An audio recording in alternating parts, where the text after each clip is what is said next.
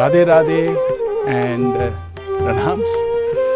Welcome back to Madhuram Aho Madhuram, another wonderful edition to experience the incredible, relish-filled songs of our beloved Guru Maharaj.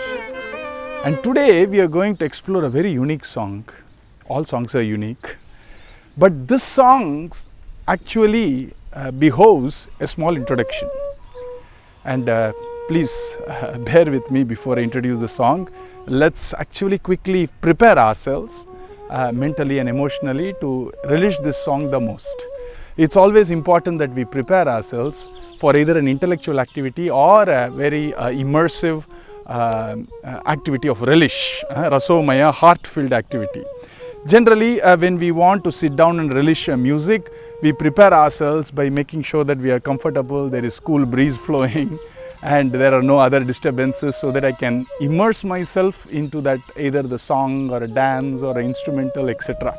That's preparing my heart to make sure that I relish it the most. And it's the same with intellect also.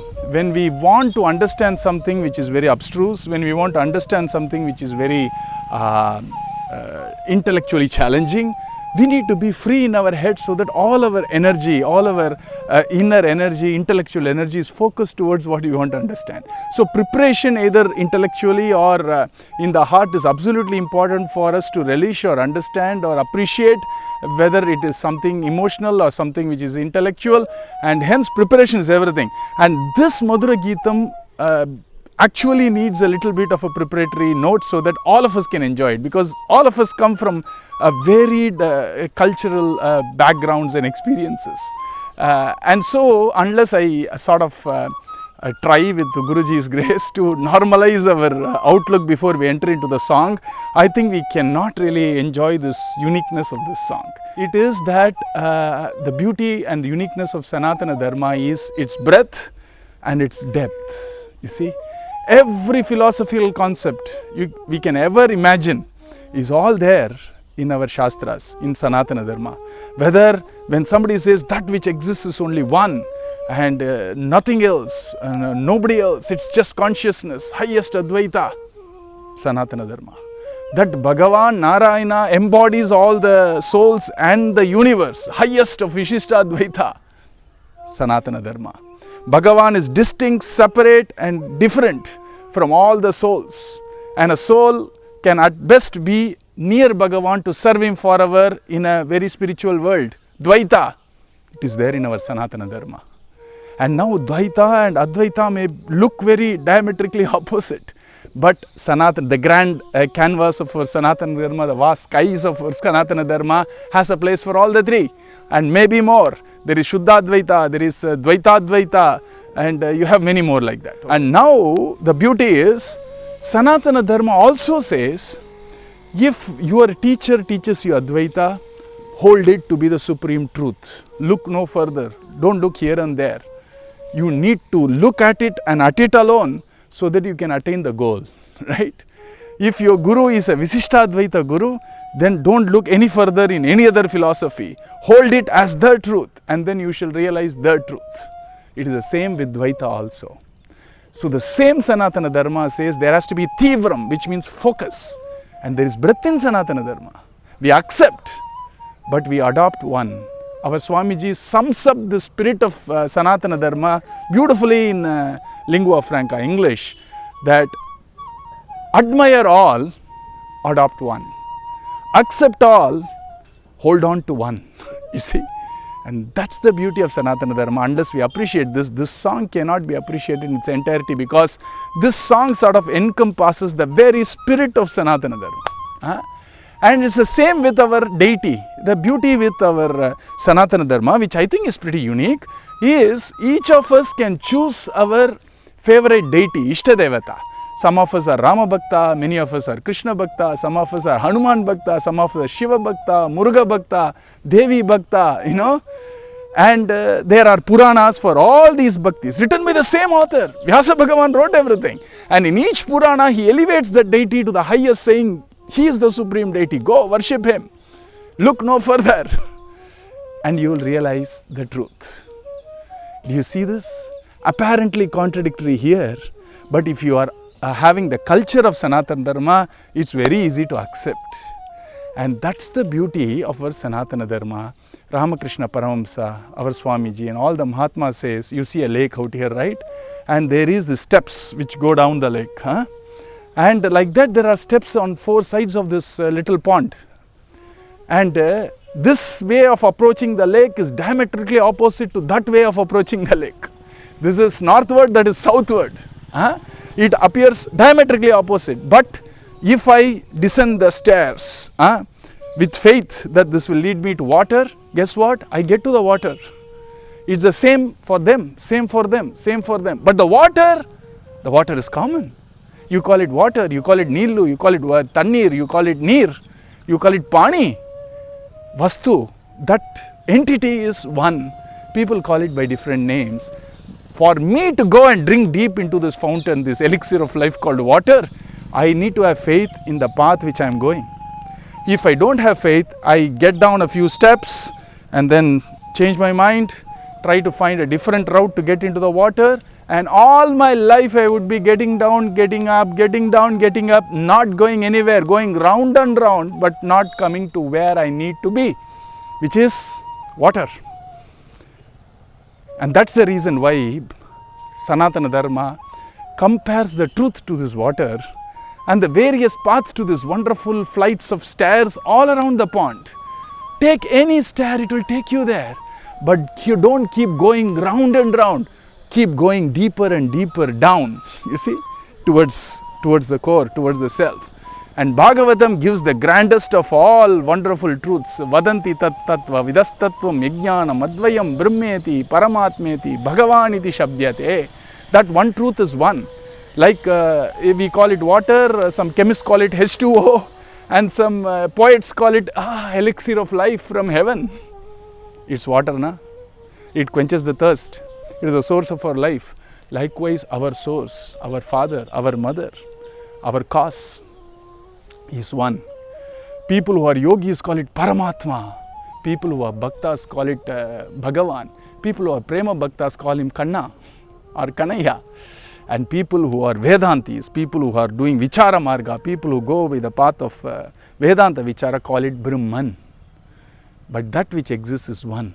Vadanti tat tattva vidaha tattvam yajnanam advayam. That is the knowledge we need to actually realize.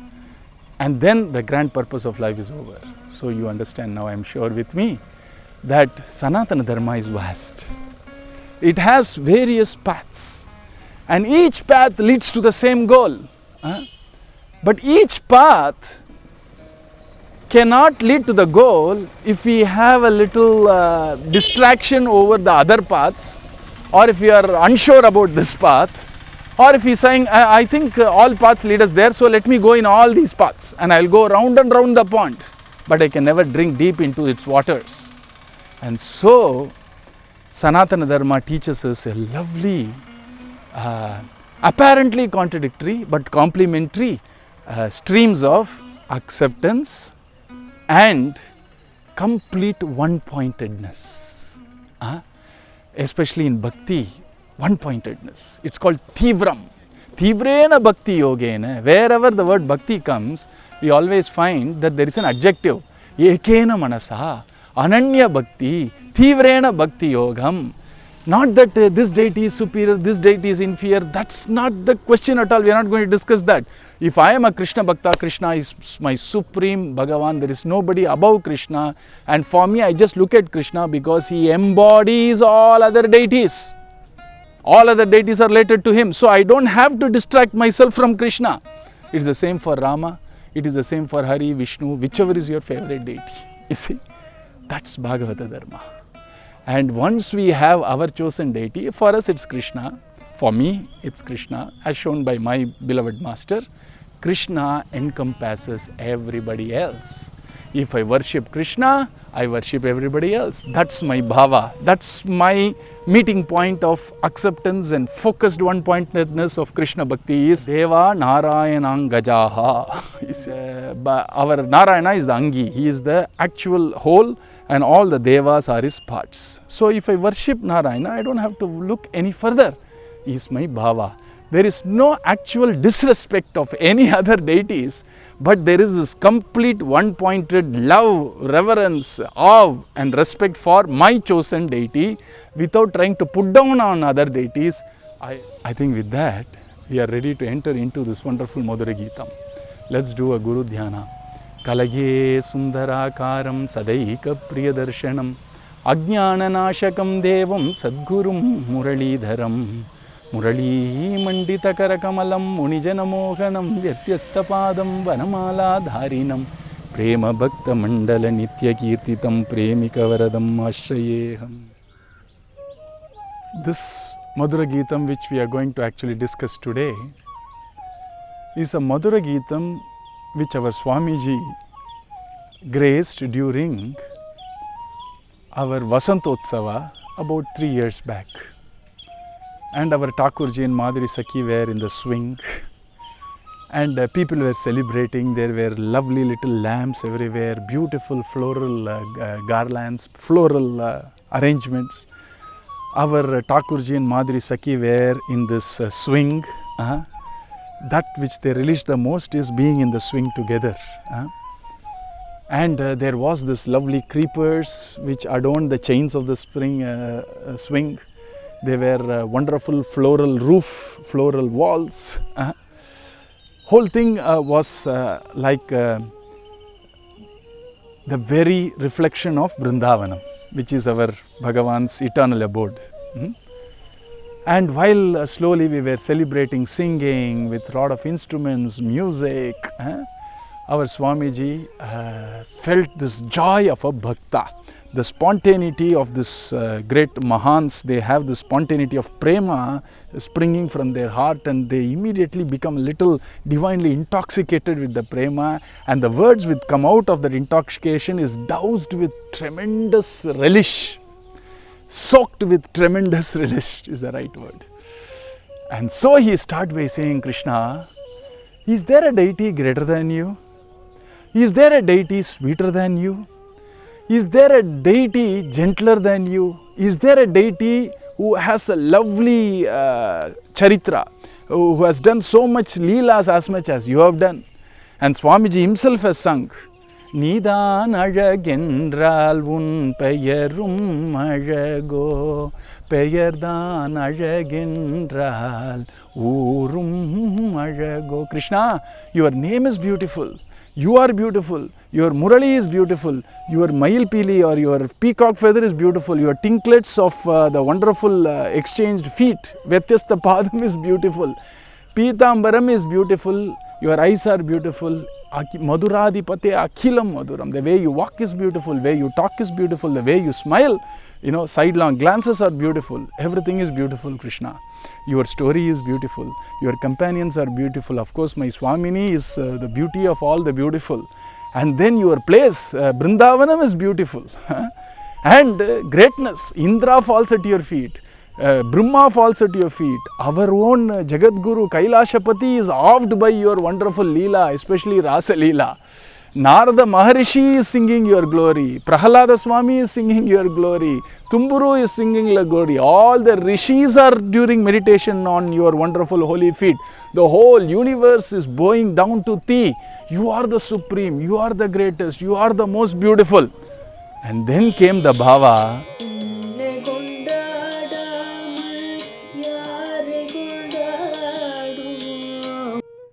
And immediately he looked at all the people around him. Our Swamiji, now this song is not just in singular, that Swamiji is just talking in first person singular. He is talking in first person plural and addressing Bhagavan himself. It is a song which addresses Bhagavan. It is a song which is sung as a group where we were all sitting behind our Swamiji, and Swamiji saying, all of us, he includes you and me, saying that, hey Krishna, the beauty with this song is he does not mention Krishna at all. And obviously by Vedantic enquiry, when you eliminate everything else, finally what is left is Brahman only, na? So our Swamiji is telling without telling that Krishna is beyond words, beyond thoughts, yet he is the sweetest, he is the greatest, and he is the one worth celebrating. So our Swamiji starts by saying, Unnai kundadamal yarai kundaduvom. It's a very poetic way of saying, Krishna, without celebrating you, who else is worth this celebration? You are the one worthy of celebration, at least to us. Kondaduvom, for us. Our Swamiji is not trying to push this to people. Only Bhagyavan, people who are the most fortunate will celebrate Krishna. Na? So here our Swamiji says, as far as we are concerned, Vayam tu, we will celebrate only you. And without celebrating you, who else will we celebrate? Who else can match your beauty, match your love, match your compassion, match your grace, match your story, match your history, match your dham, which is your wonderful place, match your devotees, match your adornments, match your eyes, match anything which is related to you. So obviously, we shall celebrate you and you only. Who else shall we celebrate? Unnai kondadamal ver yarai kondaduvom. And add a little kanna there, because Swamiji is now giving, we won't celebrate these people, and what is left is only Krishna. So first thing is, Pirandu pirandirakkum maanudargalaya suyanalam konda amarargalaya. Pirandu irakkum manidargalaya. Would we celebrate humans who constantly are caught in the cycle of birth and death? Not even the best among the humans we will celebrate. Why? Because you are peerless, Krishna. They don't compare even a dust of your feet to your greatness and sweetness. So here our Swamiji says, Pirandu irakkum manudayargalaya. He should have said the normal humans who are born, who just take birth and die. Here he uses two. Pirandu. He is even talking about Dvija. People who are even initiated into the spiritual path, they are Dvijas. Generally we have two births. Physical birth, which is the biological birth, and the second one is the spiritual birth. Even a great spiritual personality, so what? Even this great Dvija, so what? Pirandu means twice born. And finally they have to die, na? They are all temporary, they are transient. So why should we actually celebrate these humans? Pirandu pirandirakkum manidargalaya suyanalam konda amarargalaya. These humans are all Martya, okay. Then there are somebody called Amarasna, people who are like Devas, who are supposedly not supposed to die as frequently as we do. They also have to leave their place at some point of time. So here, very beautifully, our Swamiji says, even them we won't celebrate. Why? Swakarya kushalaha devaha. Krishna, we celebrate you because you are Satyam Param. You are Parameshwara, you are the Satyam. You see? And so we celebrate you. Right? Not these humans who are all Tarkalikam, who are all transient, temporary. And the second thing is, Krishna, the one who always aspires to bless the devotees is you and you only, not anybody else. These Devas, they also bless. But the way in which Krishna blesses and the way in which Indra and other Devas bless are different. We see that in our Govardhana Pattabhishekam, isn't it? So here very beautifully he says, Krishna, you bless, causeless mercy is yours. But the Devas bless commiserate to what you offer them. It's an exchange. Krishna clearly says it's an exchange in Bhagavad Gita also. You give something, they give something. But what can you give Krishna, who is complete, Apta Kama, Purna Kama in all respect? But Krishna's own only to give, and he bestows grace all the time. So he is saying, Swakarya Kushalaha Devaha. Devas are all selfish people, they don't have gunam. But you have Guna Purna. And that's why, since Krishna has not even iota of what we call as selfishness or this tendency to trade, etc., he also expects his devotee to be in his stature of Swartha Lesha Rahita, not having even a bit of name or fame or self-interest, personal interest. Only Krishna, those are the people he would love to emote with, because they are like him in Guna. So the first line talks about Satyam. Satyam means one who exists in all the three tenses, past, future and present.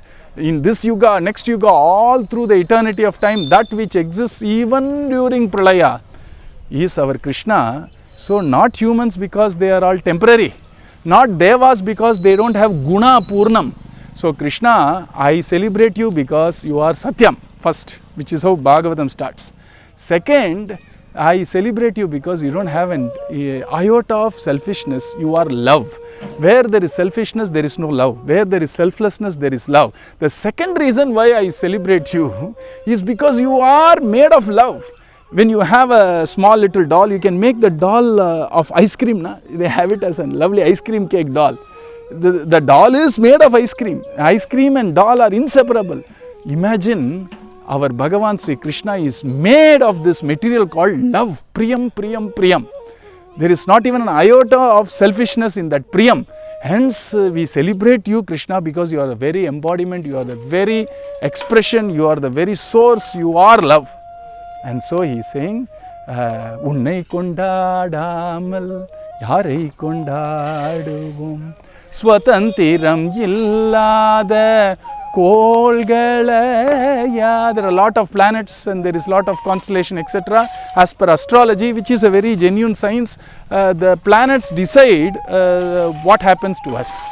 So many people try to appease the planets and celebrate this planet so that they can lead a little comfortable life, so that the obstacles are all removed, etc. But Bhagavan is Sarva Graha Pala Neene Sarasijaksha.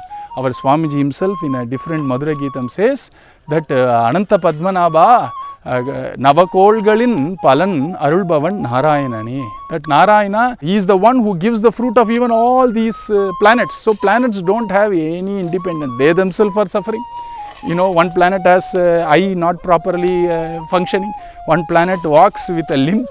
One planet, one wife of a Graham ran away and he is still searching for her. All these are happening now. No planet is complete in all respects.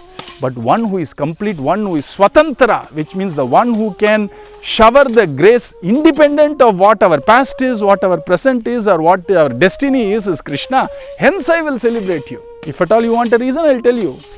In fact, I am telling you why I won't celebrate others. I celebrate Krishna for no specific reason. I love him, I celebrate him. If somebody seemed to ask why Krishna, then from heart I slowly move to the head and give all these. Would I celebrate this, all these planets and the planetary positions, etc., which have no independence at all. They are all dependent. And they can't independently live, they can't independently shower grace. Why should I celebrate them? When I know the Lord of this kingdom, when I know the King of the kingdom, why should I stand before God when I know God? You see. And so all these planets merely fulfill and obey the commands of our beloved Krishna. So why should I celebrate them? I won't. So first is, Bhagavan is permanent, Bhagavan is Satyam, Bhagavan is always existent, he is existence. And nothing else can claim that stature of Bhagavan, because everything else is transient, everything else is impermanent. And example for that is humans. The second wonderful quality which nobody else has, that's the right way, is the quality of love, which means no selfishness. That only Krishna is love. Everything else is a particle from Krishna. Everything else is merely a small blessing of Krishna, any love you see in this world. And the third is complete Swatantram, Swachantagatir Ishvaraha. That's our Bhagavan Krishna only, nothing else. These planets cannot independently grace. It is bound by destiny. And destiny is sitting at the dust of Krishna's feet. And then finally, Sattva Gunam Illada Deivangalaya. There are other deities which have got to the stature of deities, but they don't have Sattva Guna. They don't have the quality of harmony, goodness and fineness. And they do a lot of, mischief. If you don't satiate them, then they may even punish you. That's Rajasam. Na? When they are happy, they will take you anywhere, but when they are upset with you, they will just throw you down. Krishna never does that. Evam Krishna naiva karoti. Why? Because Krishna is Shuddha Sattva Murti. Not even the goodness and harmony of this world. He transcends Sattva, Rajas, Tamas. He actually is Shuddha Sattva, which means divine. Janma Karma Chame Divyam. Our lives and other deities' lives are falling into the category of Sattvam, Rajas, Tamas, or the three qualities, which is very worldly qualities. Bhagavan's quality is divine, which is beyond the world. So it's called Shuddha Sattvam. And hence Krishna, because of that, I would not worship or celebrate other deities. I celebrate you and you only. And then he says, Unai endri veru oruvarayum madiyom. Krishna, it's not that we are arrogant, but what to do? When I live in the best of all countries, would I not have a pride? Me personally, I am an Indian, Bharatiya. My goodness, when I look around my country, my tradition, my beauty of growth, this today or 100 years back, 1000 years back, 10,000 years back, millions years back, I feel proud. Don't blame me for it. I am not at fault. My country is like that. So I feel proud. What to do? It is not because of my arrogance. It is because of the grandeur of the country. If you belong to any other country and you feel about it, I respect it and I enjoy it and I share your sentiment. That's the breadth of Sanatana Dharma. That's how we grow together. My one-pointed bhakti of Krishna should inspire a person who is a Shiva Bhakta possibly with his one-pointed Shiva Bhakti. And his one-pointed Shiva Bhakti should make me feel with awe, not jealousy or not hatred. I would rather say, wow, what a wonderful depth and what a wonderful love you have for your deity. Aha, I wish Krishna bless me with such devotion he has for his deity. Let me have for my deity, which is you. This is how we grow. This is unity in diversity. This is what is harmony in this vast canvas of diversity. You see? So here our Swamiji says, Unayandri veru oruvarayum madiyom. We shall not respect anybody else apart from you, not because I think low of them, because I can't even think about them. Madiyom means my mind does not even consider any other deity apart from you. Our Swamiji very beautifully said, when 24 hours is not enough for me to think about and revel in Krishna Rasa, where is the time, where is the disposition, or where is the intention for me to think even about other deities? That's the bhava of a Krishna Bhakta during the Krishna Bhakti bhava flowering. That's the benign problem. I hope you understand my irony. That's the fortune of a Krishna Bhakta, that after listening to Krishna Katha, after looking at Krishna's lovely form, his sweet words, his leelas, his gunas, his kripa, his prema, what can I do?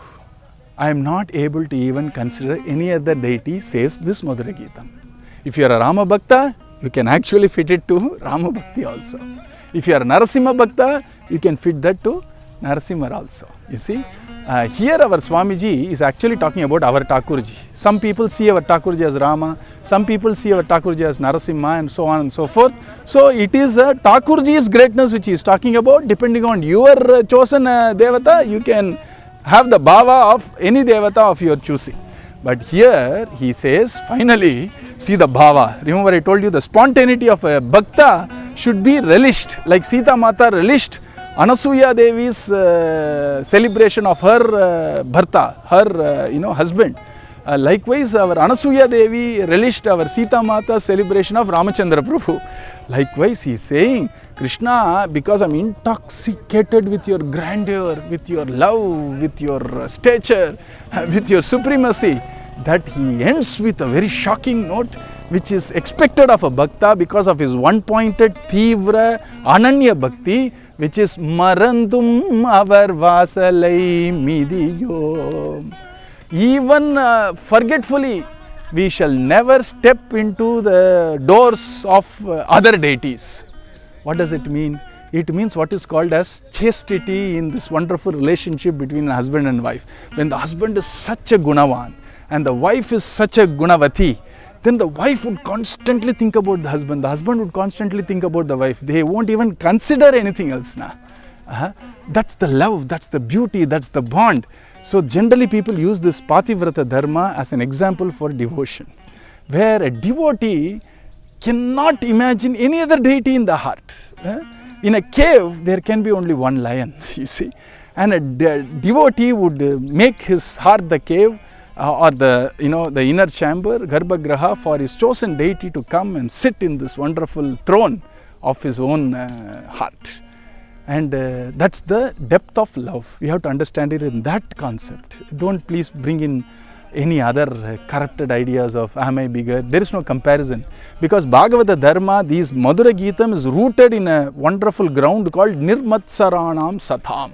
There is no jealousy, there is no comparison, there is no hatred, there is no put down, etc.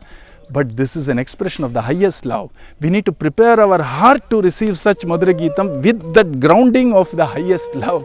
And here he is saying, even forgetfully we won't go knocking anybody else's door, because Krishna, I have submitted everything to you and I am celebrating. You made my life a celebration.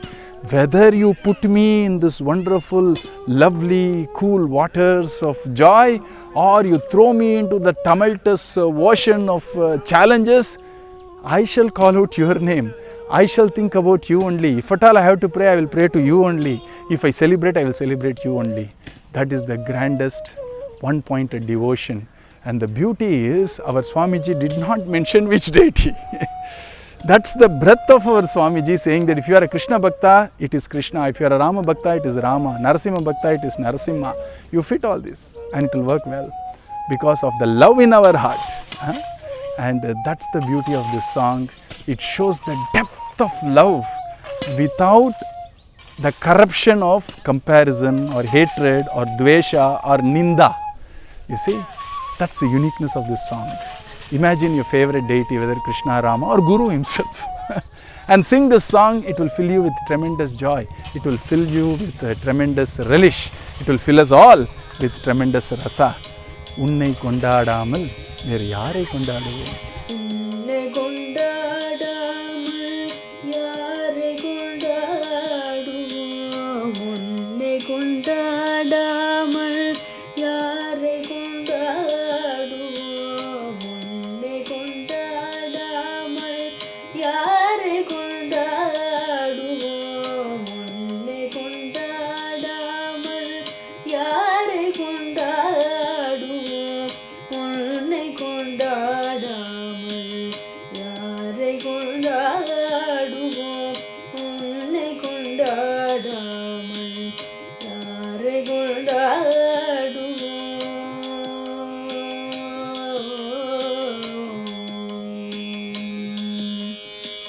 பிறந்து பிறந்து இறக்கும் மானுடர்களையா, பிறந்து பிறந்து இறக்கும் மானுடர்களையா, சுயநலம் கொண்ட அமரர்களையா, சுயநலம் கொண்ட அமரர்களையா, உன்னை கொண்டாடாமல் யாரை கொண்டாடுவோம்? உன்னை கொண்டாடாமல் யாரை கொண்டாடுவோம்?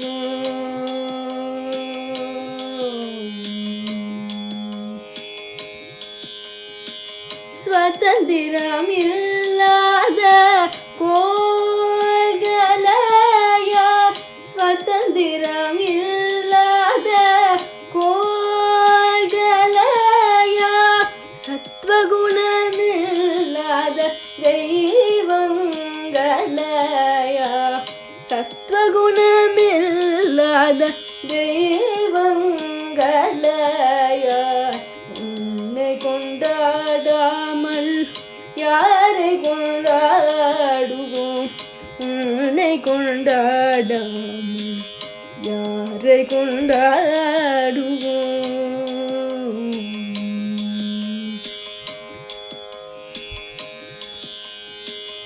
உனையன்றி வேறு ஒருவரையும் அறியோம், உனையன்றி வேறு ஒருவரையும் அறியோம், மறந்தும் அவர் வாசலை மிதியோம், மறந்தும் அவர் வாசலை மிதியோம். உன்னை கொண்டாடாமல் யாரை கொண்டாடுவோம்? உன்னை கொண்டாடாமல் யாரை கொண்டாடுவோம்?